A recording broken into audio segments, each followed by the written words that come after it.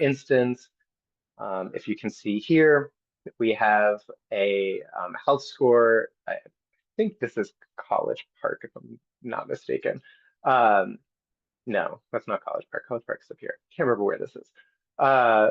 This we see has a health score of 68, a demographic score of 74, an environmental exposure score of 100. These numbers indicate what percentage of tracts have a better score than this one. So for this tract in particular, it's kind of on the the bottom half of all of these metrics. But obviously environmental exposure is 100. So there are virtually no tracts that have a worse environmental exposure rate than this one tract in Prince George's County. Again, it's important to note that the area within a census tract is, generally speaking, pretty large compared to what you would see in what you would consider like your immediate neighborhood. But the important part is that census tracts are equivalently are equivalent in terms of either size or population. So that gives us a good measure for how the proportional impact is spread amongst the population. Now, obviously, if we could get even smaller boundaries, that would make it even more accurate. But we work with what we have. So, oops. So from here, I want to go into using the score or using the tool itself. So I didn't realize it was on the screen. One moment, please.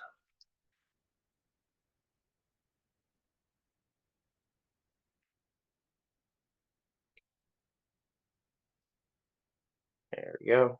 I have to switch up. So this is what the current version of the MDEJSCREEN looks like. Candidly, I've given this talk, I don't even know how many times now, probably 6 or 7 times. And each time I usually have to update a few slides here and there.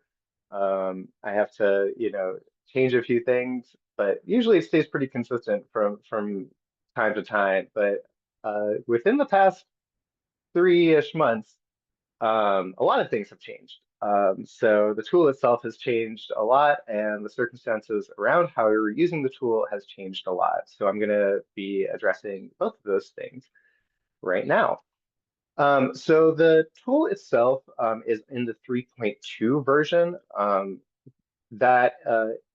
The only substantial difference between the 3.2 and the 3.0 version is that I've updated all of the data sets that we've used. So previously, all of this tool was entirely built on, I believe, the 2020 census and ACS data, along with the similarly timed CDC places data, EPA, et cetera. Since then, obviously, it's almost 5 years, so things have changed on the ground. We've gotten newer data, so I've updated the data to account for, I've updated the data in the tool to account for these changes.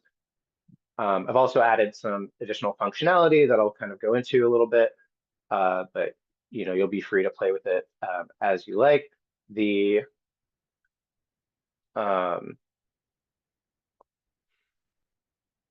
Let me, in the chat, I'll put the URL for it.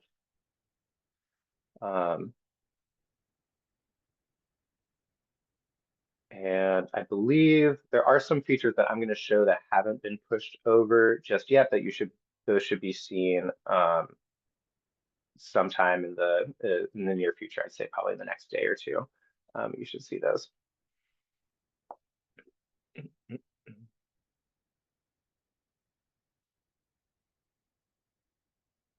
So this is the home screen of the MDEJSCREEN. So from the landing page, we'll just kind of go through the index. I'll show what each of the buttons do and what all the layers indicate, and then show how you can get reports and export data, all sorts of fun stuff. So right now we're looking at the base version of the tool, or base version of the map. So this is the kind of the whole index, all of the numbers crunched together into one. If you click on any one area, you'll get a breakdown of that area. So that will include like the GeoID, the various indexes, and scores used. So you'll notice the scores kind of unintelligible. The really important number are these indexes, which show the relative scores for each tract within the state of Maryland. It gives you a little bit more context, but it's honestly not entirely helpful, right? What's really important is the relative measurements and how do these kind of numbers stack up to each other. So the first thing I want to show is a graphing tool. On the top left corner, you'll see this little symbol right here. That'll let you start selecting areas on the map. As you can see, when you select an area, it kind of shows you the breakdown of that whole area. One thing to note is that if you select the entire state of Maryland, you'll get 50s across the board because, again, this is showing the percentiles. So it basically is, there's an equal chance of everything once you've included the whole data set, right? So if you select the entire state and you see that, that's why that's happening. Focus your area and you'll get better numbers to work with. So I'm gonna focus down here on Maryland, on Baltimore, because it's a place that most people know. If I go into the selection tool, I'll hit lasso, and what that will let me do is it just kind of lets me choose an odd shaped polygon. So I'll just kind of very roughly trace the borders of Baltimore. Once you feel like you've gotten all the little bits and pieces that you like, you just double click somewhere. There it goes. Wait, why would you let me click? And that gives you the relative, or that gives you the graphs for each of these domains. Where are you? There we go. So if you highlight on each one of them, you'll see the breakdown. So the average, the mean score for the mean index for climate change is 60. For the total EJ index, so that's all of the cumulative scores, it's also 60. We'll see health right here is the highest in the entire city of Baltimore. It's at 66, and population is the lowest at 34. What these mean basically is that within the city of Baltimore, health is the most burdensome element or health considerations rather are the most burdensome element for the people living in Baltimore. Obviously, that's not universal because I'll show in a minute how you can find hotspots, but it just gives you a starting point to look at, okay, so if the entire city of Baltimore is on the higher end of the health EJI, then we can kind of use that to assume that, all right, any neighborhood we look at with a high environmental justice burden, we already know off the top that it is more likely that health issues are burdening them than say demographic issues or socioeconomic issues being, lack of education, lack of internet access, things of that nature. So how do you find hotspots? So this is a fun little tool. It's a swiping tool. What it allows you to do is it lets you kind of instantly just go ahead and compare two different areas. And it's really nice when you're not exactly sure what you're looking for and you just want to kind of quickly assess, all right, are things changing from between the two variables? One bad thing about this color scheme I'll chalk to is that these kind of middle variable or these middle indicators kind of blur together a little bit, so it can be a little hard to distinguish if something is in like the 20 to 40 range or the 60 to 80 range.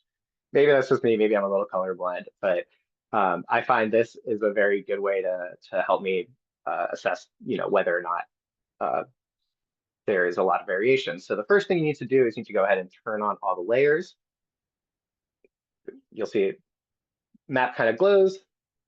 What we're going to do now is just turn off all of the layers on one side, and we'll pick one layer on the other. Basically, what I've done just here is this panel right here, this controls all of the layers, what data is being shown to the tool itself. And then over here, I can then drill down and pick individual layers to swipe between. So on the left side, I will have the EJ index, so that's the cumulative tool. And then on the right side, I'll have the health index. And what you'll see is, if I zoom in a little bit,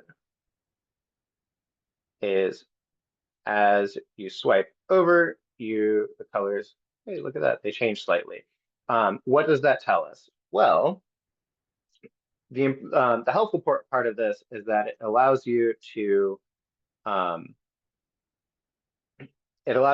of just like see if there is variation happening between the two variables. So on the left-hand side, we'll have the trailing layer. I believe, yeah, the trailing layer is it's left and the right, and the right side is the loading layer. So as we go from right to left, we're showing the EJ index, or sorry, as we're going right to left, we're showing the EJ index, and as we go right to left, or left to right, we show the health index. And it lets you kind of just quickly see, all right, are these, oh, I've lost my swiper. Are these things, is there variation that we can kind of quickly identify between these two these two variables? And then you can then go ahead and say, all right, so I see in this little pocket right here, it seems that the health indicators are generally worse than the total EJ index. So I'm going to go ahead and pick my selection tool again. And we'll use that to see what those data points are. And we can see here that, like, yeah, generally speaking, in this very small patch of area, we have as we see in the whole of Baltimore, a generally high health EJ index, a surprisingly low environmental exposure index, and then middling scores surrounding that. Again, this kind of helps you go in and identify these individual areas of concern in individual neighborhoods.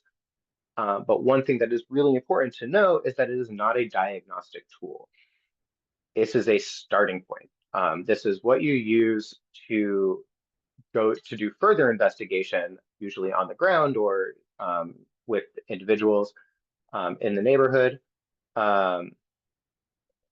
that can kind of further elucidate what needs to be done to help support these communities and advocate for their removal of their burden.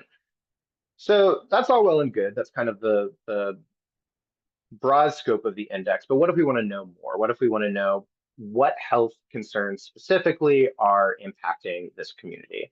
So over here, you'll see each one of these showcases the individual domains. Within each domain is a whole series of indicators. I believe at my last count, there were 45 total indicators used in the model. So it's not really efficient to kind of have them all available for you to use at once. It gets very confusing for me, and I built the thing. So I subdivided it like this. So once you've kind of determined what the measure of concern is, you can then go into that domain and drill down even further. So that's exactly what we're going to do. So we'll see here, very similar to the previous page, we have all of the different indicator variables that we use to construct the total index itself. So again, The EJ index is the cumulative um, index of all of these domains, and then each index is the cumulative index of all of the individual variables within that domain. So we're just getting more and more kind of drilled down into the details. So going back to that same little patch of land in Baltimore, we're going to do a very similar exercise, right? So we're going to um, take our tool, and we're going to select our area with our lasso. And also, I just find lasso to be the most convenient, but you know, whatever shape point you like to do, they'll all work the same. And then we'll go in and look at the variables. Now, each domain has, again, a different set of variables. I'm not going to go through each domain and each variable. I'm going to briefly touch on the environmental effects variables after this, but then I'll be moving on to another portion of the talk. But what is important to know is that all of the numbers you see here in all of the domains, these are all relative values. Similar to the index as a whole, these are all just in relation to the entire state of Maryland, not in relation to the country as a whole or other places in the world. So that's just important to keep in mind. All the variables in this section, at least, came from the CDC 500 places survey. I believe that's conducted every 3 years, and the data is released every 5 years. So this data set came from 2023, I believe. And the so it's basically the most up-to-date data that we have on available. Not every data point in that survey was used. Some were excised because they were either unrelated or they weren't. The data wasn't substantially gathered through the entire state of Maryland, so it couldn't really be included holistically. With that said, so we're looking at the individual kind of criteria. The only thing to note is these two variables, core M and core W, those are preventative healthcare. So actually the higher number for these is better, not as one of the only ones there where it's like that, but everywhere else. So that's incidence of obesity, mental health crises, kidney disease, so on and so forth. We're looking at the, what possibly is the most impactful thing in in this melange of health issues. So we could say that it's, a lack of preventative health care. The overall health EJI for this area is pretty squarely in the middle of the pack.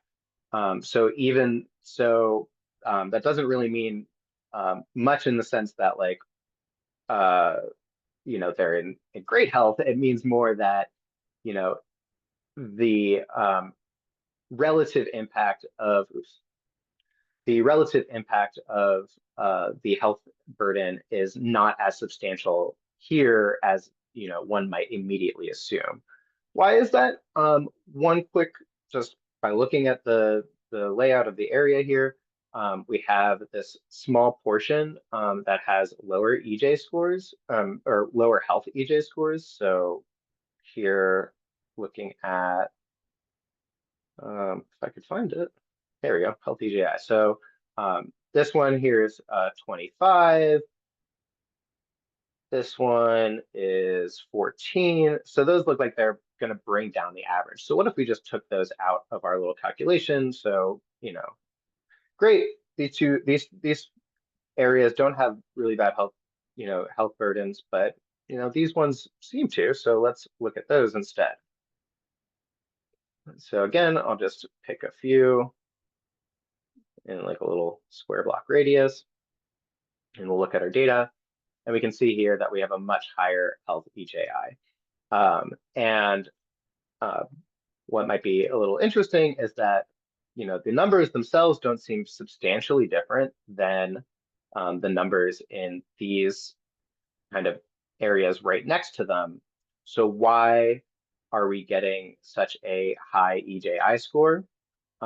Most likely it's because even though, relative, it has a pretty middling health outcome, the cumulative effects of the other burdens within this neighborhood are causing the EJ score to go up higher. So that usually means that the demographic index is on the lower side, which means that there is a higher propensity of Black and Indigenous and people of color, and a higher incidence of poverty within, or poverty within these areas.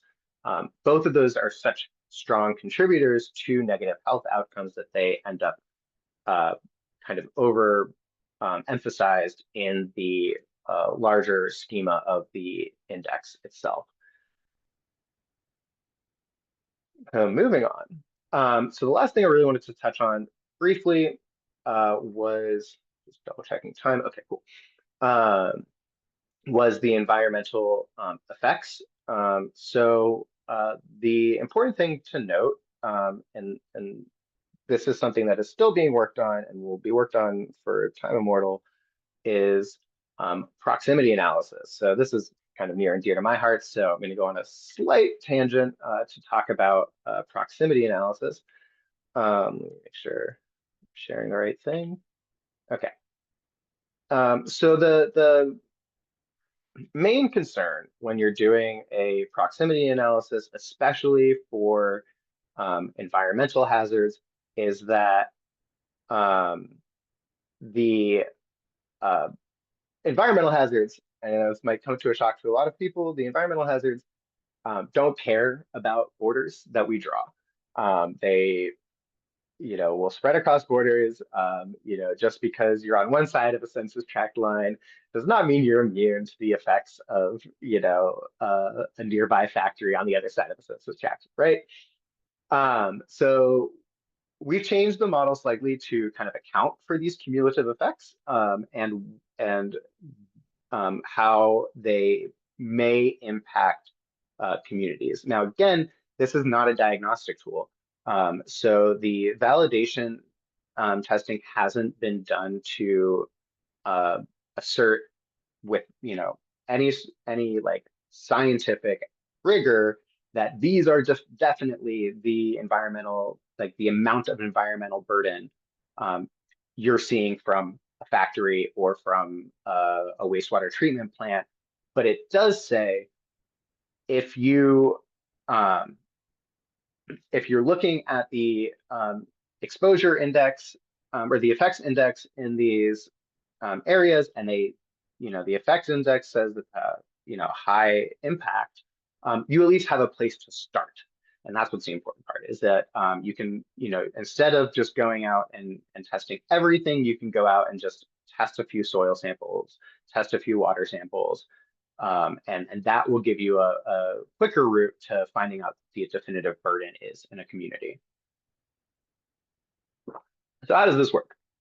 So what we used is a proportional impact model. Basically, it makes two big assumptions. And the first assumption is that people are equivalently distributed within an area. That obviously is not true. People live in, any one census tract. People may be living entirely on one side or the other, but that's just one of the assumptions that we have to make in order to run this model without, breaking my computer. The other assumption that we make is that the impact degrades over distance. So what that means in practice is that the closer you are to a facility, a polluting facility, the more impactful the emissions or the of that facility are to your immediate health. Again, that's an assumption. That doesn't necessarily mean that is 100% the case for every single indicator that I'll mention, because it very well may be that, as winds change and it might pool pollution into a single portion of a census tract, or the construction of a building might send dust, one way and settle in the water on another side of the census tract that, we didn't account for. Again, this is not a diagnostic tool. This is just kind of a starting point. So what this proportional impact model does is basically we take all of the points where a polluting facility is. We draw a boundary around that facility. I believe it's 2.5 kilometers, if I'm not mistaken. And then we calculate how many people, if the census tract is relatively or is equivalently populated throughout, how many people are directly impacted by it. And then we use this, oops, okay. And then we use these distances between the points and where the populations, where the boundaries are of the census tract to determine, okay, so if folks are living right here, they are being doubly impacted by this pollution or polluting facility and this polluting facility. But since both of these are at the tail end of the radius, the impacts are going to be generally smaller, but there's cumulative. There are two of them. So this is how we kind of account for that additional set of burden, right? So we basically kind of take the two sets of impact. I'm not going to go into all of the math, but basically we take these two sets of impacts and we average them, and then we use that to create the proportion that you see here. So going back to the tool itself, you'll see we have all sorts of fun variables, fun and heavy quotations. And this kind of is the way that we can kind of determine, all right, where are the areas of impact? So you'll see areas that say null. Basically, that just means that there is no facility within the boundaries. So you can actually kind of use this to tell exactly where the facilities are just by the colors on this map, which I find very funny.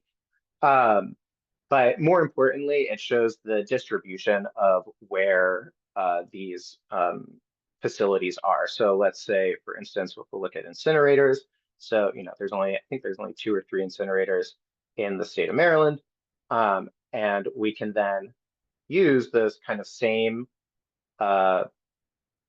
tools I was mentioning earlier to kind of see if we can find any correlation. So let's look at the number of people living in poverty. So again, I'm just turning these layers on right here, and then I'll use this little swiping tool.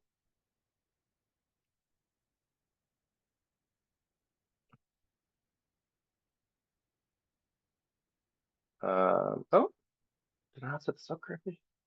Oh no.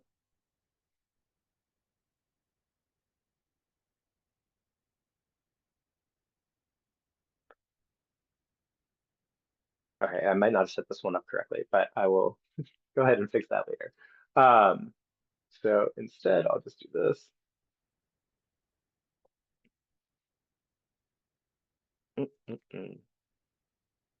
Oh no, okay, I think this data portal. Oh, okay, I see what happened. Yeah, the data is broken. All right. So I have to go back in and fix this. But ideally, you'd be able to swipe between the two variables to see if there's any sort of relationship between, say, people living in poverty and the location or the proximity of a incinerator or really any other facility. So unfortunately, I did not troubleshoot, or I did not fix that one before we started. My apologies.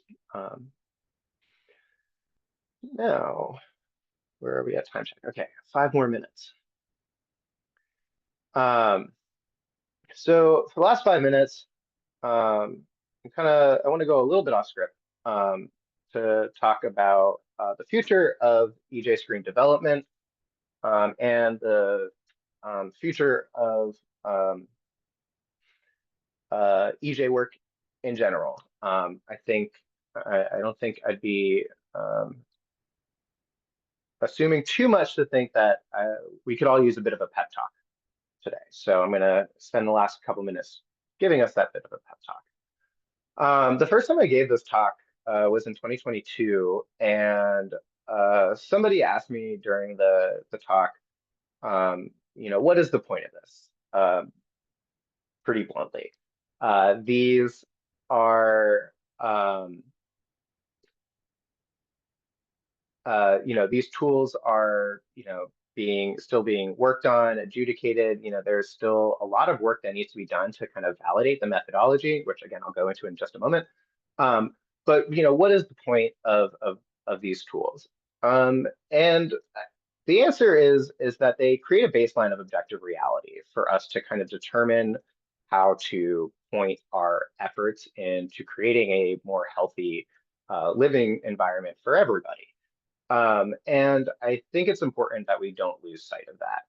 The um, the reason that a lot of these tools are broken, or why there's a lot of missing pieces in this newest edition, is because I'm sure a lot of you know that a lot of the publicly available data that was originally facilitated by the EPA and CDC is now being taken down by the current administration, as they might want. Fortunately, there are a lot of researchers who are endeavoring to capture all of that data before it disappears. And the important thing to note is that this data does exist, and you can use it to advocate for improvements in your communities and for your constituents and your family members and friends and so on.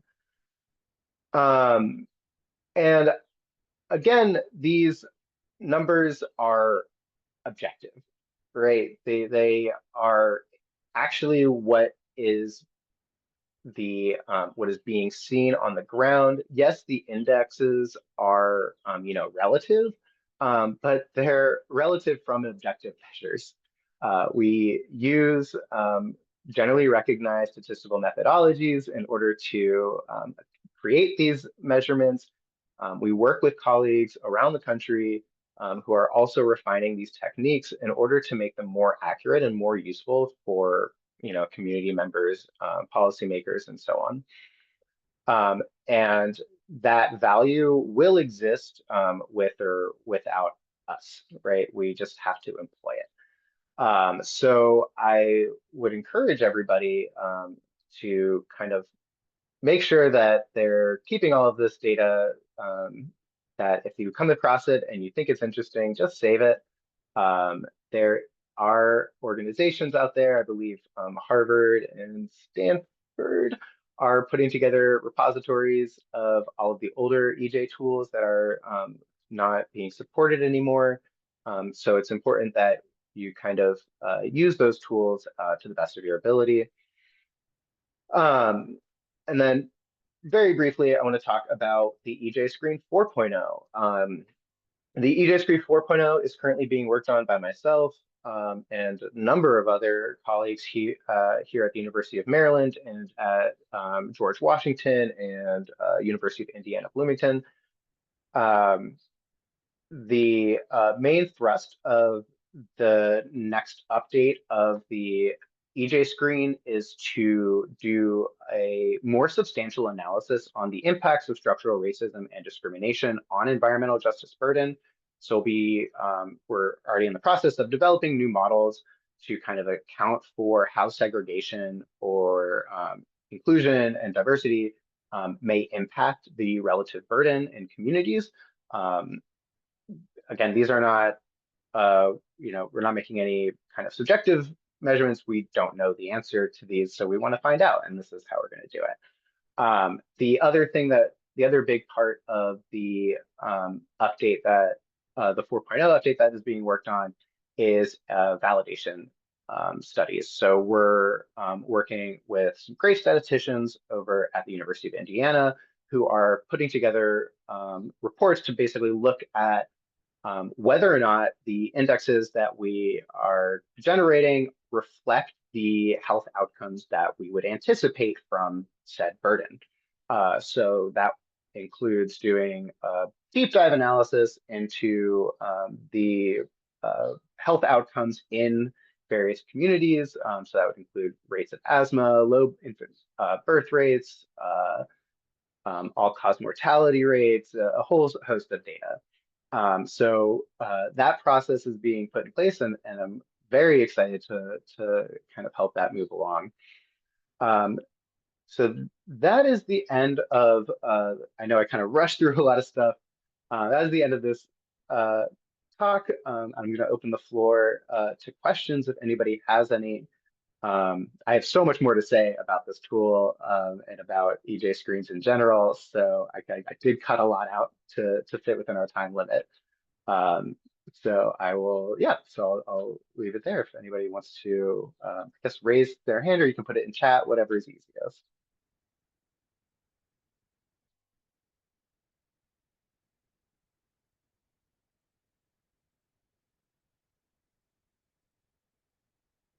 Oh, and let me put my email back up. So if you don't have any questions right now, totally fine. You can email me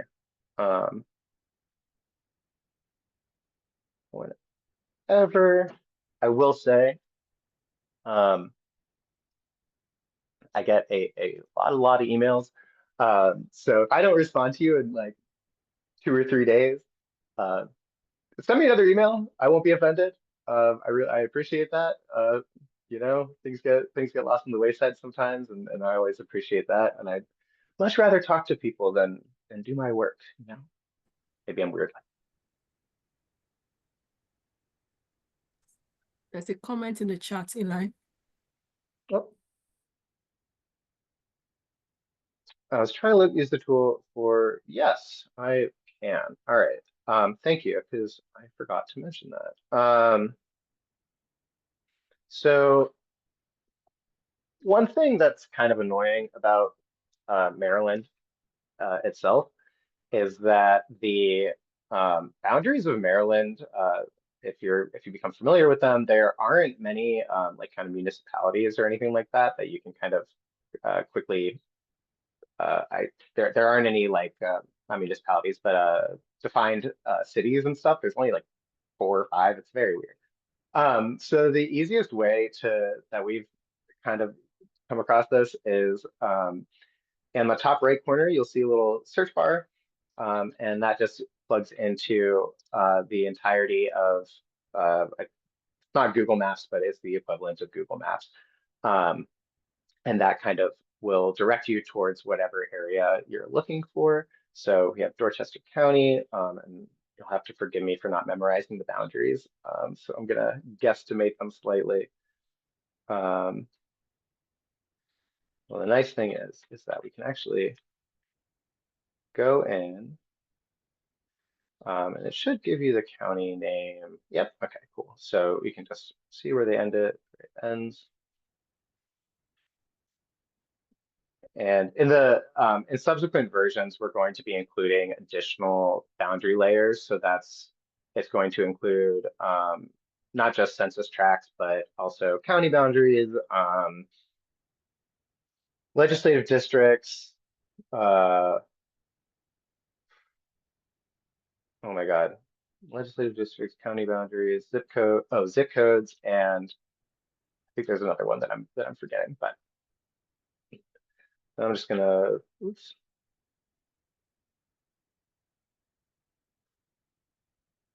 Oops, that was a great little polygon I drew.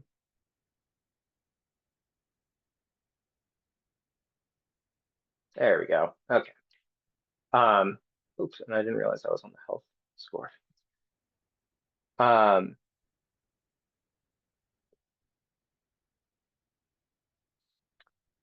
So, um, okay. So you're just looking at Dorchester County. Yeah. Okay. So this is basically how you would go about it. One other thing I mentioned, or I forgot to mention, was that you can actually export all of this information and just play with it on your own. So you can export it as a CSV, or you can export the statistics of the area. I would recommend just going with CSV or a JSON file. If you're familiar with data science or anything like that, you can kind of play around with it there. You can also export the layers. So if you're familiar with mapping tools, you can go in and export the individual layers using the tags. But okay, anyways, going back to Dorchester County. So what can we find there? I don't know. So I'm just going to pick a random spot in Dorchester County, and we'll just kind of quickly, oops, turn this off.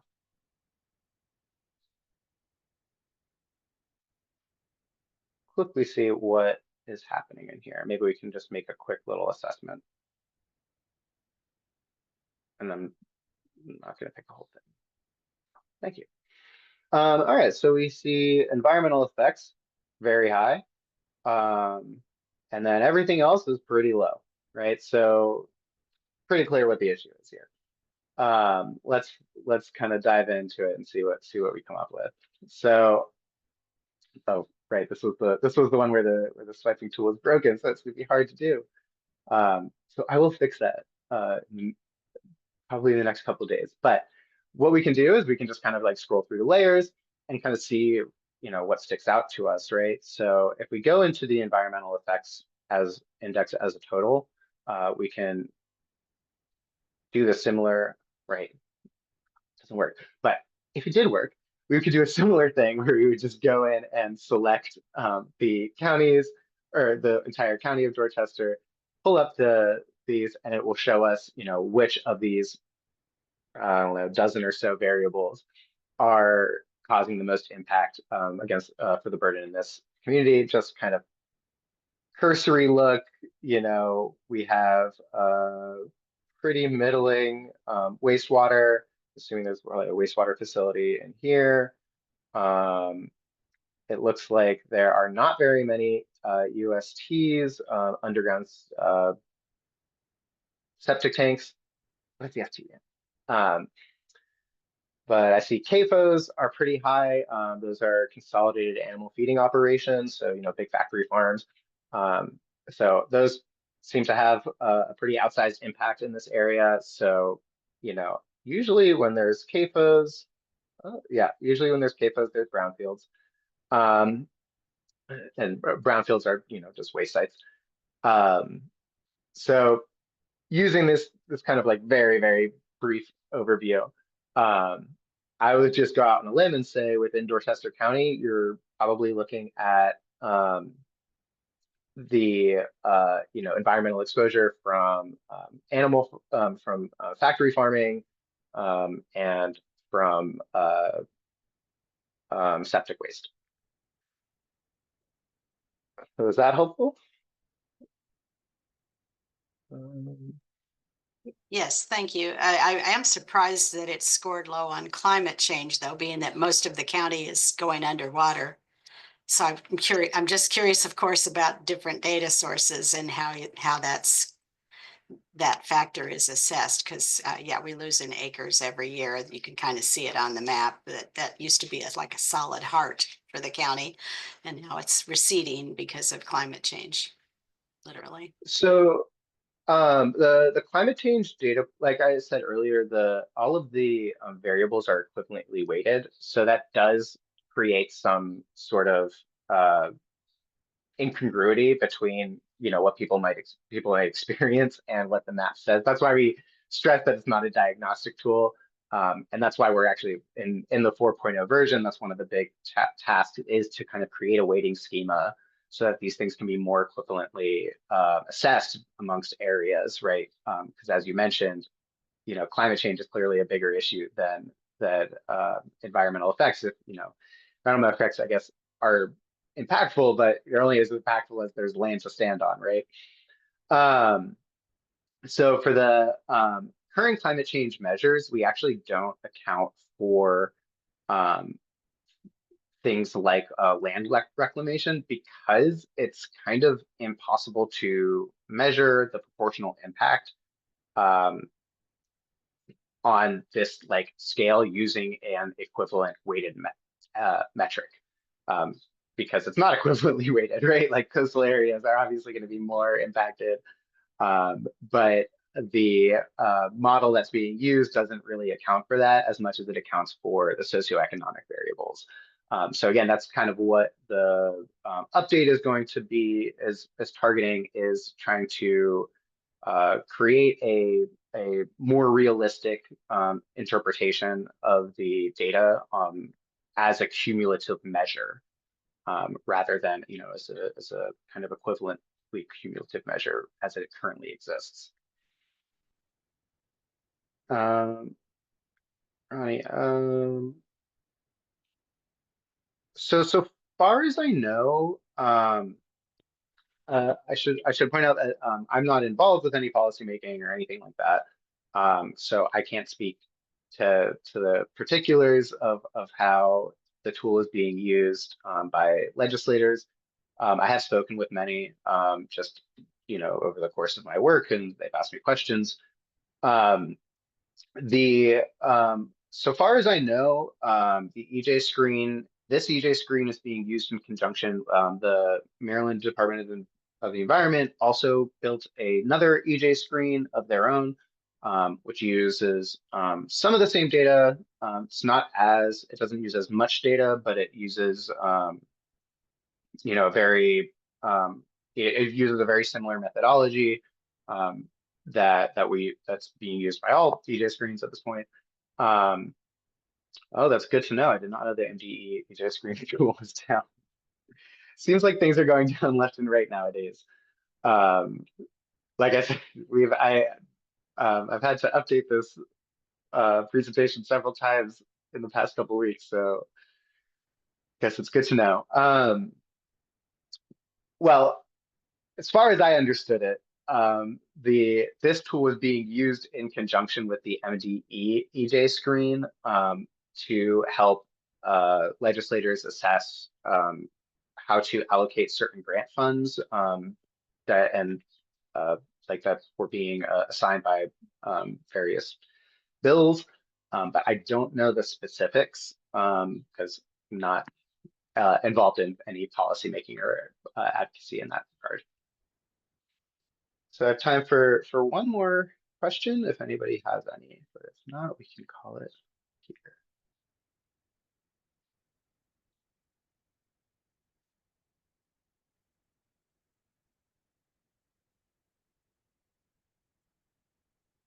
All right, well, if nobody has anything, I don't want to keep us too late on such a lovely day. Again, that's my email up there. If you have any questions for me or my colleagues, I'll toot my own horn. We're all very smart people. We can answer anything, maybe. I don't know. But we're always good for a conversation. So if you have any questions regarding this or any of our other tools in development or currently published, feel free to reach out to us at any time. I hope you enjoyed this talk. And I believe we'll be having another one for another tool next month. So keep an eye out. And again, if you guys have any questions, always reach out. I love to talk about this kind of stuff.